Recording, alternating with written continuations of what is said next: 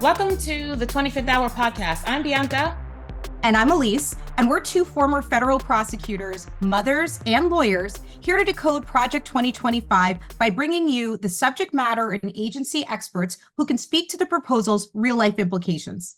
For those who have not yet heard of Project 2025, it was developed by the Heritage Foundation, which was founded in the 1970s and played a leading role in the conservative movement of the 1980s. The Heritage Foundation's policies largely shaped the Reagan agenda, and the foundation reportedly now seeks to set the agenda of the next Republican president. Now, this proposal is nearly 1,000 pages long, and if enacted, would vastly change our federal government. Today, we're kicking off our series by discussing Project 2025's proposals regarding the Department of Education. Bianca, are you ready to introduce our guest?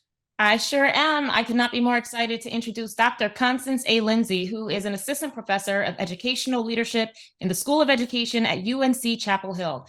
Dr. Lindsay obtained her doctorate in human development and social policy from the Northwestern University in 2010. She has a bachelor's degree in economics from Duke University in Durham, North Carolina, a master's in public policy from Georgetown, and previously served as a presidential management fellow at the U.S. Department of Education. After obtaining her doctorate, Dr. Lindsay worked in education policy in various contexts. She has designed programs for DC public schools. She has worked with the Naval Analyses Education Team to provide research on teacher pay. She has co-drafted teacher preparation legislation. She worked as a research associate in the Center of Education, Data, and Policy at the Urban Institute, and her research has served as the evidence base for several policy actions and reports around teacher diversity at the federal, state, and local levels. She's been funded in part by the Spencer, Gates, and Wallace Foundations, as well as via the Institute of Education Sciences and the Student Experience Research Network. Her work has been featured on NPR and PBS, and we could not be more excited to welcome Dr. Lindsay to the conversation today. Welcome, Dr. Lindsay. Thank you. Thanks for having me.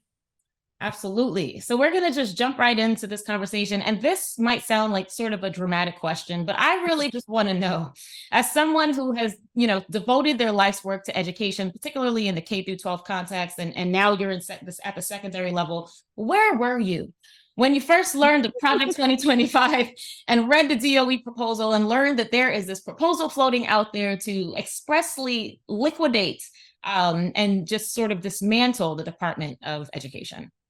That's a great question. So I wanted to actually take a step back and say that eliminating the Department of Education has been a staple of conservative education policy for as long as places like Heritage have existed, right?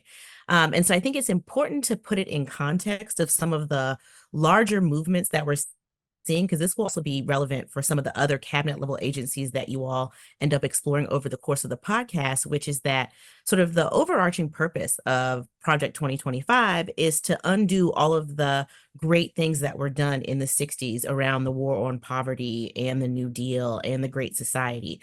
And so as a part of that, if you think about sort of eliminating the Department of Education as one sort of prong of a many-pronged trident, well, that would just be 3 prongs. Anyway, if you think about it that way, it makes a little bit more sense in terms of why they're trying to get rid of this particular agency. So it wasn't surprising or shocking to me, and I'll just be honest with the audience. I actually had not read it until I prepared for this podcast because I already know what types of things they want to do. And I was actually very surprised because I have done a panel with the woman who is the author of the education chapter.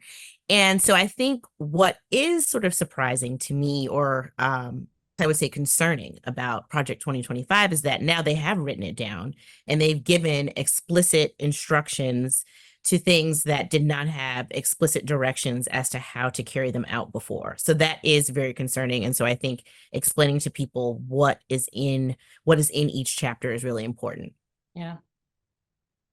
Yeah. So kind of following up on that, what do you see as the most significant changes that are being proposed within this chapter, and who will they impact the most? And I think that's what most people want to understand. What is the impact of this going to be? So basically, sort of the underlying theory of change of what they're trying to do is they want to eliminate the federal government's role in education. And to give you the top line, sort of who is that going to impact? That's going to impact people who are marginalized, people who are in places where their local educational settings and structures are not serving them well. That's who it's going to impact the most, because one of the primary roles of the federal government, particularly as it applies to K-12 policy, which we'll come back to higher ed in a second, but the federal government is meant to come in as a compensatory sort of actor that is making up for lack of funding for high needs, hard to staff schools. And so if you think about the sort of one of the largest guiding laws that drives the Department of Education, it's Title I. So it's the Elementary and Secondary Education Act of 1965. And so another sort of thing to keep in the back of your mind is that the Department of Education itself is one of the youngest cabinet level agencies. So it didn't get started until 1980. And before that, a lot of the activities were delivered through what was called the Department of Health, Education, and Welfare. So now we have HHS and Department of Education separate, because the functions probably should be separate. But that's important to keep in mind. So since the day that they came up with the Department of Education, they've been trying to get rid of it. But in terms of the federal government's role, so you can think about education governance, particularly at K-12, as sort of happening as a series of Russian dolls, right? So you have schools that are nested in districts that are nested within states. The states then sort of work with the federal government in terms of policies, regulations. One key thing, though, is that the constitutional responsibility to educate children lies at the state level. So state constitutions will usually have some phrase that says the state must provide an adequate education for students. Now, what that means depends on how they choose to write regulations, how they choose to implement particular policies. Where the federal government comes in is they say, look, we know that you have students who are in poverty. Maybe you have disabled students, other students that we'd like to help you serve better, particularly through finances. So you can opt into our Title I program, for example, which basically means that if you have a low-income student, we'll give you a little extra money for the number of low-income students that you have. But once you opt into that system, that means you also have to follow our rules. Of course, you have to follow civil rights laws, but it basically gives the federal government the purview to do things like, say, give us your test scores at the end of the year, or make sure that you're not disciplining Black students more than other students. So once you opt into that system, you have to participate in all of the things that the federal government wants you to do. And so what this project is trying to do is they want to keep the money, but they want to take away sort of that compensatory, really more social justice orientation of those titles and say, now we'll give you that money to use it for vouchers. Or you don't have to worry about things like discipline gaps. And really to shrink what I think is an already very small role of the federal government even smaller. So I'll stop there and I'll let you guys follow up with questions. Yeah, so one of the things that I noticed, and you just mentioned it, right, in terms of discipline and making sure there's not a disparate impact when it comes to how discipline is executed. And I read that there was basically an initiative under the Obama administration, right, that did exactly what it is that you are referencing now. You have this money, now you have to make sure in order to keep up with this program, you have to make sure, share us the data that shows us how discipline is being executed. And I know you've done some work on in relation to the prison pipeline project and things like that. Do you see those two issues as connected? How would you describe the impact of Project 2025 in connection with prison pipeline, school to prison pipeline sort of research? Sure. So one of the sort of unfortunate characteristics of K-12 education as we see it now is you see pretty much racial gaps on everything, right? And depending on sort of who's in charge, the federal government may or may not see itself as the entity to work on these gaps. And so when it came to discipline, one of the things that happened under the Obama administration is that they sent out what's called a Dear Colleague letter out to states. And they said, you know, here are some really concerning patterns that we've seen. Here are some other policies and practices that you should try to make sure that you don't have these racial disparities in discipline, for example. And so one of the things that the conservatives pushed back on is they said that having the Obama administration, it was Arne Duncan was the secretary at the time, having them send out a letter like that is overreach from the federal government, right? How dare you tell us not to discriminate? against, you know, Black kids, Latinx kids, students with disabilities. So, like, how dare you, right? And then it got very it was politicized to start, but then it got more politicized because some people made the argument that saying that you can't be that you can't have these disparities in discipline outcomes limited districts' ability to do discipline at all. So they were trying to blame the OCR letter for things like Parkland, right? Even though we had mass shootings before this. So it got very tangled up. But it is under the Department of Ed's purview to make sure that students are not being discriminated against when it comes to things like discipline. So that is something that they would take away. Got it.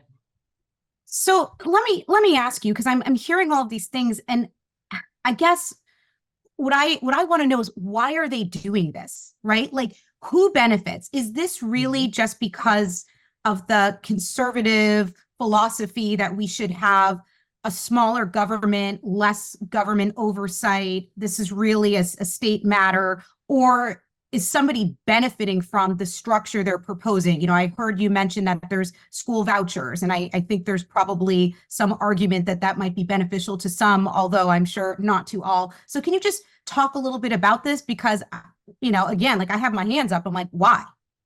So I think it's two things. So one, in our K-12 system, as Americans, we've always struggled with this tension between having local people control what's happening versus the federal government. And so the pendulum swung very far when it got to No Child Left Behind, which is ironic because that was done by a Republican president. And then it came back a little bit under the Every Student Succeeds Act, which was the reauthorization of Title I. So that came right after NCLB. And that took the federal government sort of a little bit out of K-12. And so there's always that tension. So that's sort of an underlying thing. The other thing, or sort of the other element, when they talk about things like education savings accounts, opportunity accounts, opportunity scholarships, is they really want to just take tax dollars and let them be used at all manner of private schools, including parochial schools. And we can talk about how the separation of church and state has eroded over time. When vouchers first came about, you could not use them on parochial schools, right? And now we've evolved to a place, because of a couple of Supreme Court decisions, where you can use them on parochial schools. The other piece of that too is, then this is a very sort of like nuanced thing. See Black folks in some areas being advocates for vouchers, right? Because they're like, our kids are disproportionately in schools that don't do well.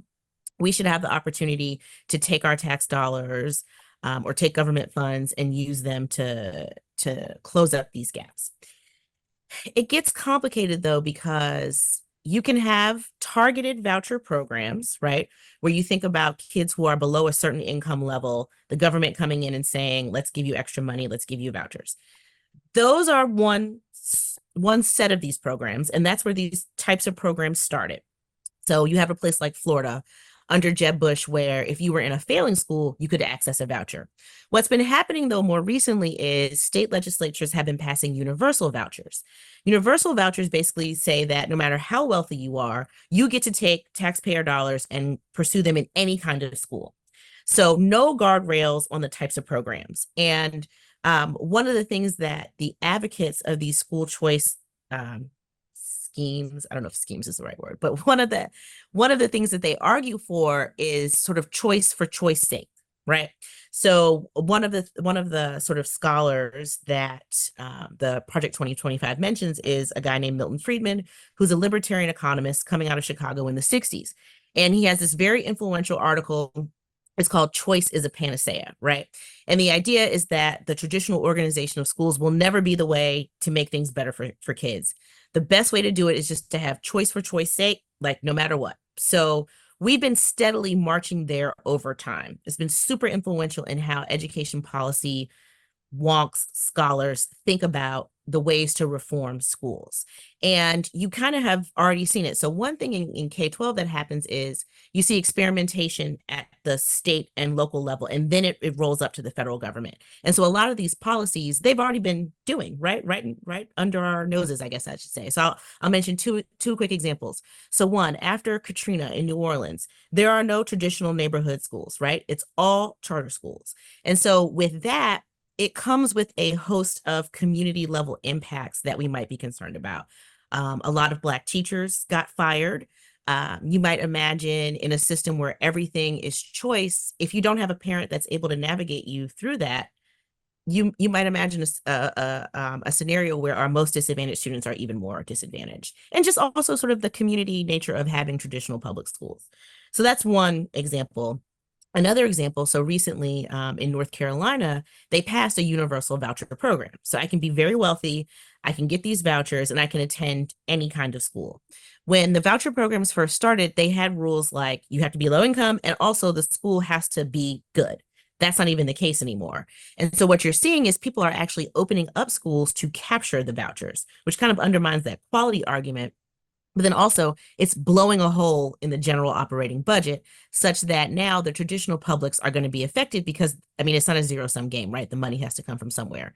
So I try not to get too deep into conspiracy theorizing, but there certainly is a monetary incentive to take these taxpayer dollars away from supporting sort of compensatory funds for traditional public schools and putting them into a school that you and I could start tomorrow. Yeah. And not necessarily have to show outcomes. Interesting. It's really interesting to see how it's all connected. And when you think about the history, it's very fascinating. Now, Dr. Lindsay, you're a DC native. You've worked in DC prior to you heading down to Chapel Hill. I'm curious, given some of the local federal tensions that already exist in DC, how does Project 2025 enhance or maybe combat a bit that federal local tension? That's a great question. So DC is a very wonky place, as you know, you guys know, because it's not a state, right? And so the district serves as the state agency, even though now there is a separate state agency. But anyway, so one thing that also happens here is, Congress has to approve the budget. So they started experimenting with some of this stuff in DC a very long time ago. So they introduced a voucher program that had a lot of guardrails around it, but nonetheless, it wasn't something that took into account, it wasn't put on, as a referendum on a ballot or anything like that. It was just Republicans in Congress said, you all are going to have vouchers. And then it's been very, over time, people have studied this program because it's been in effect for about 20 years now. And what we colloquially call the DC lottery, or is this not the lottery? So this is predating the lottery. So the lottery. So yes, let's come back to that. It's actually the DC it's like called the Opportunity Voucher Program. I should know the name, but it's literally a voucher program where low income students can get vouchers to go to private schools. Now, the private schools don't have to take you, but you can take your voucher there. And the voucher does not cover the full tuition, right? So it's not going to be like, the very fancy Wisconsin Avenue private schools, although they do take those students and they have to supplement it. But it was a program basically where, they got some outside funding and they kind of put it upon the citizens of DC, I would say, because they can, right? Because of the governance structure. Sort of simultaneous thing that was happening in DC is the rise of the charter movement. So a lot of this experimentation, like I said, has been happening in urban settings for quite some time. So now about half of DC's kids go to charter schools. And so I imagine under a system like this, the vouchers, the charters, all of that would be increased. Okay. Got it. Now, one of the things, transitioning a little bit, I guess, into the secondary education space, one of the things that struck me as well was this criticism in Project 2025 about how the Biden administration has redefined sexual harassment. So, for instance, cases that I guess come up predominantly amongst older students that have to do with sexual harassment would now, under the Biden administration, include gender identity and pregnancy. and things like that. And there's a criticism to how the new structure, according to Project 2025, undermines due process rights of those accused. I'm just curious about your thoughts on that, particularly, as it relates to accusations that come up on a college campus. Yeah, that's a great question. So I think what they're trying to do, and post-secondary isn't necessarily my main jam, but as I understand it, what they're trying to do is they're trying to make Title IX more expansive to cover gender identity.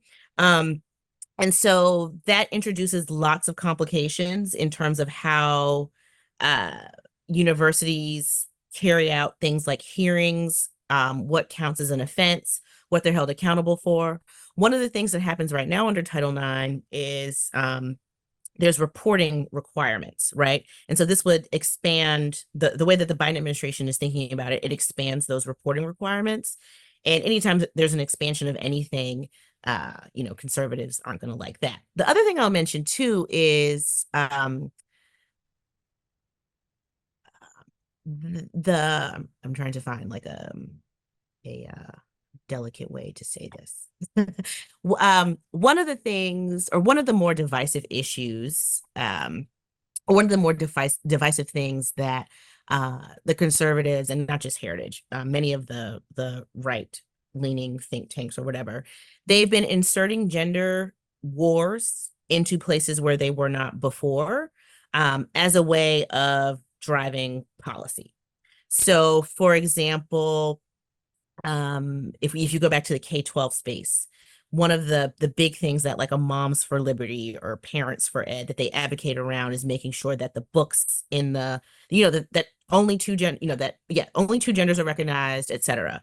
And so when I was reading the Project 2025 this chapter, I was kind of taken aback at how that discourse around gender had made it into this, had made it into these policy prescriptions. So I think it's just one more way of them trying to like be divisive around things like gender, whereas what the administration is trying to do is be more inclusive. Yeah.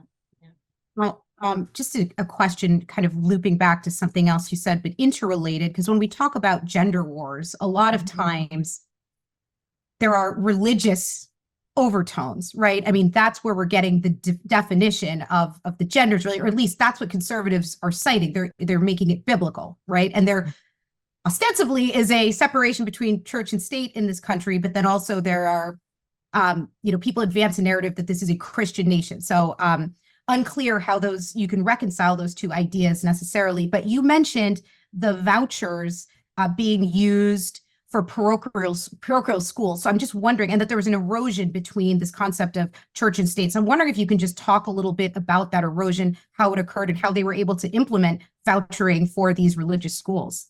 That's a great question. So yes. So now you guys would know this better than I would because you are all our lawyers. But a few years ago, there was a Supreme Court case that didn't get a lot of attention, but basically I think, and we can clarify in the show notes, or we can figure it out, or maybe we can Google it. But basically my understanding of it was something like there was a family or a group of families that were homeschooling. Or maybe it was like a Catholic school that sued their local district to get some funding, and the local district said no. And it was for something like a playground. It wasn't for something instructional. But basically, when the Supreme Court said yes to that, that allowed public funds to then be spent on the parochial schools. Now, I probably have the details of that a little bit off because I'm not a lawyer. But since that decision, people have sort of wormed in being able to use vouchers for parochial schools, because prior to that, that was a no-go.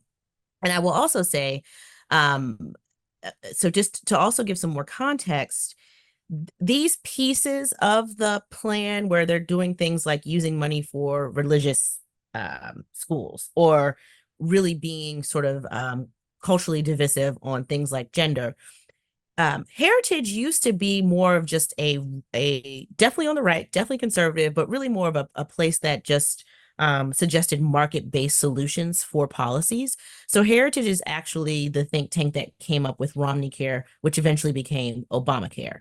So that's the kind of style of policy that they engage in. To me, I've seen over the past 5 years, they've started to get more in the culture war type stuff.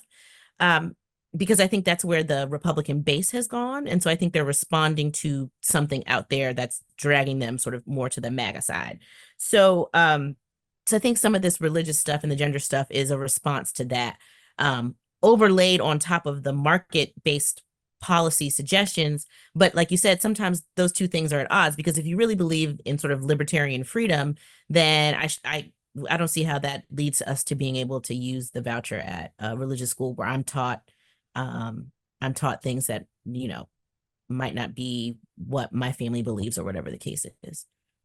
Yeah, absolutely. And I mean, to be clear, I mean, this is not a knock on religion. This is just Right. a conversation about how they are weaving Mhm. religion into a Yeah. framework where, you know, traditionally it wasn't. And there's reasons behind that. So I find that really interesting.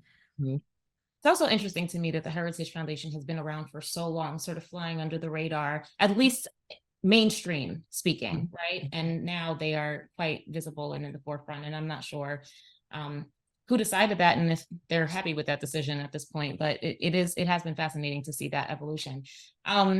So I don't know, Dr. Lindsay, I'm sorry, I'm a little familiar. I've known. Yeah, no, it's not. Okay. Yeah.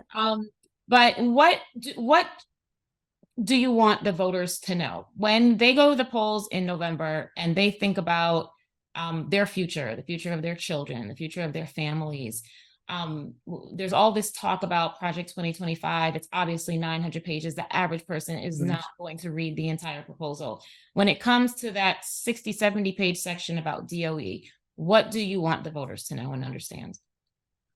Well, I think yeah, that's a great question, because I think it's hard for the average person to really understand, like, I mean, who would know what role the federal government plays, right? For, you know, me and my family, right? But if you're low income, for example, and you avail yourself of something like Head Start, they're trying to get rid of Head Start, right? If your student receives free and reduced price, they're probably going to get rid of free and reduced price lunch. So all those things that help to equalize opportunity are definitely on the chopping block, and they always have been on the chopping block, but I think they're very, very close to actually actualizing some of these things. And, you know, I'll say when Trump came into office the first time, I was very scared. I think we kind of lucked out, though, because Betsy DeVos really didn't know what she was doing. But this time they now have a blueprint. So it's really important.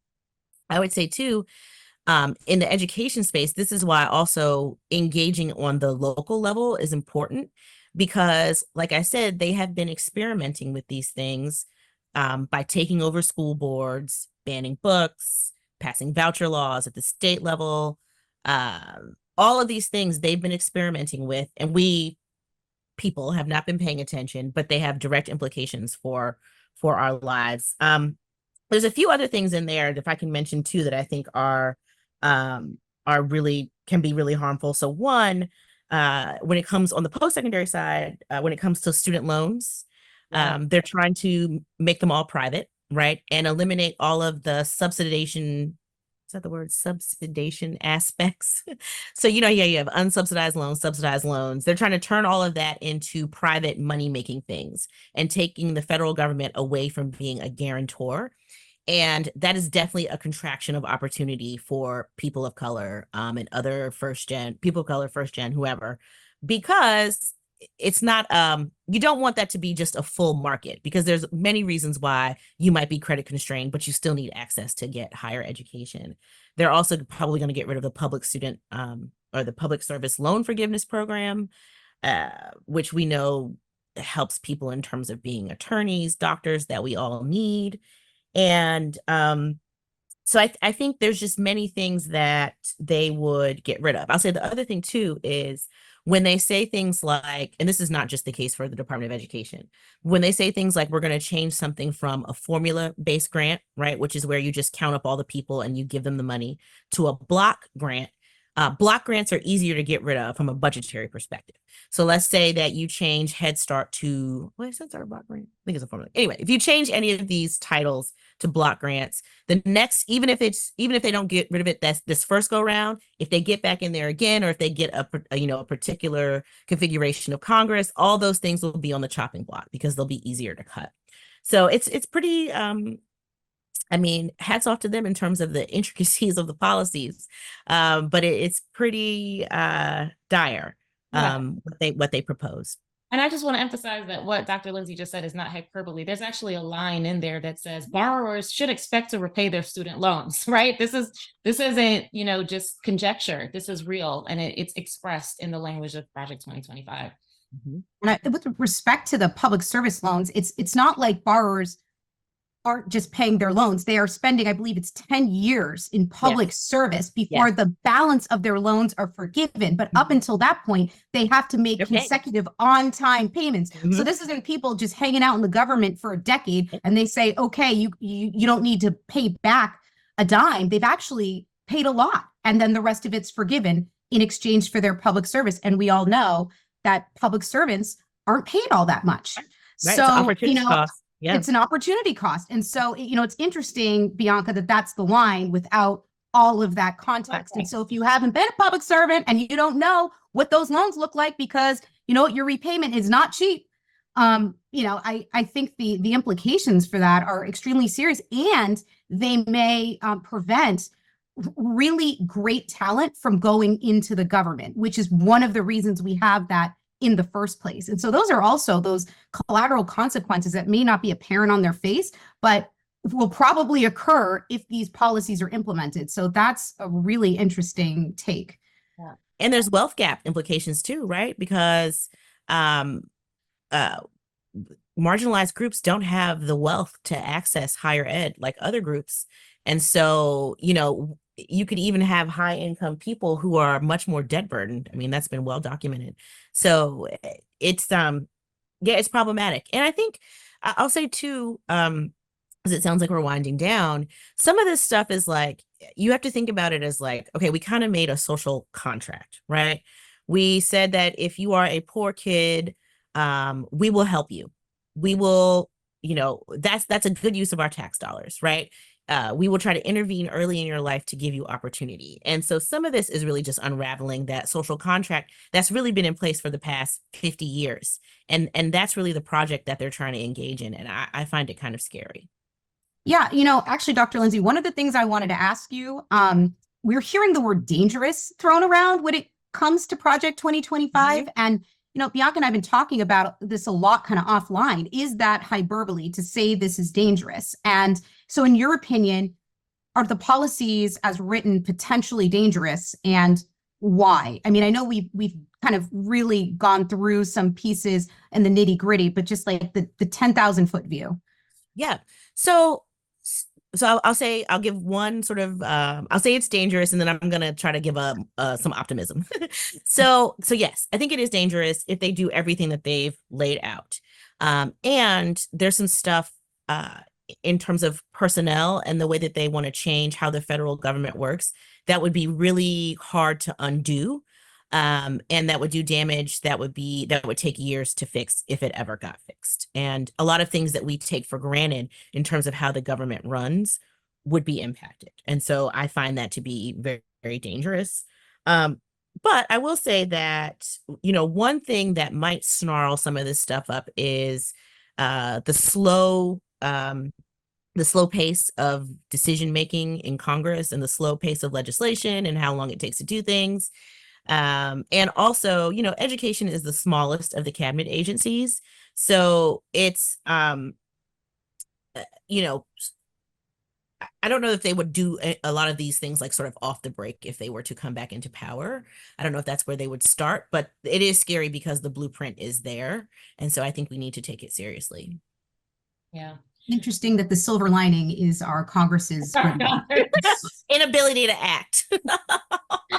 Good for something. But, you did remind me of something that I did think was interesting. And it had to do with who's responsible for different children. And I think I read that military children, their education should be now under the auspice of the VA, right? Yes. And, tribal families, there should be a special, agency to handle the education of the children for tribal families. And more on the VA aspect of it. I think the VA has a lot on their plate that we've seen. What are your thoughts on the VA's ability to handle the needs of education for military families?